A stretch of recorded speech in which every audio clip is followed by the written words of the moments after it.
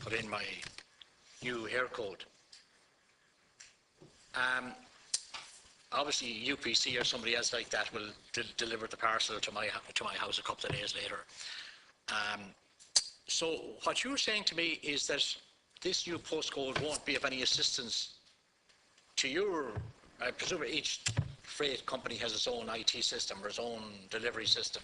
And what you're saying at the moment is that you organise your deliveries by street or by address or by business or whatever, and you have a kind of a, you arrange your deliveries in a certain order based on the addresses and the existing postcodes and so forth.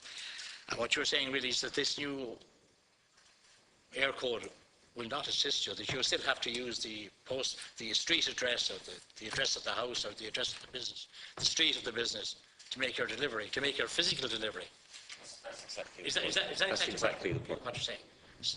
So that so if there's 100 of you placing an order for that laptop, and it comes into our system, we don't know whether number 1 and 15, who could be your next door neighbour, we don't know that we can sequence that delivery in that order, because we could go to number 99 first and then back to your next door neighbour who was 15. But you still have the streets and the house numbers and business numbers. You still have the existing addresses. And we would have to continue. At the moment you organise your deliveries based on that. On addresses.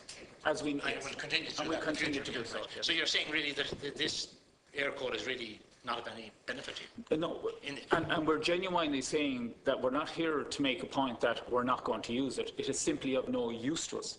That's the point. So it's not even a consideration that we're saying, well, we'll look at it, and if there are certain adjustments made to it, and it's not even a cost factor. I think we're all happy enough to pay for what we get, but it's of no use. It's of no use but use to us.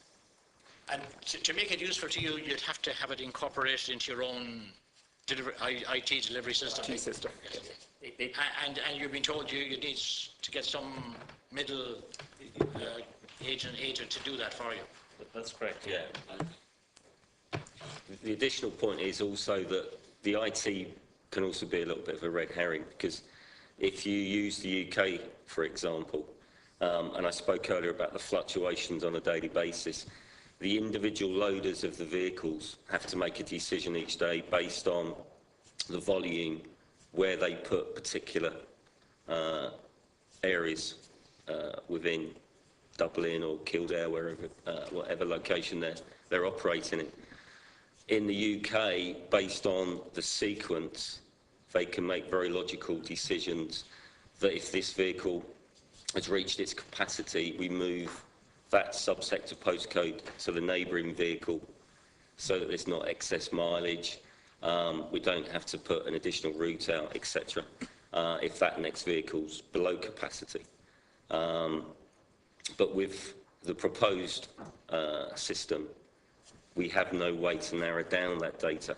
So it's not just the IT piece, it's the individual's decision making. He's got no beneficial aid from Eircodes to that decision making.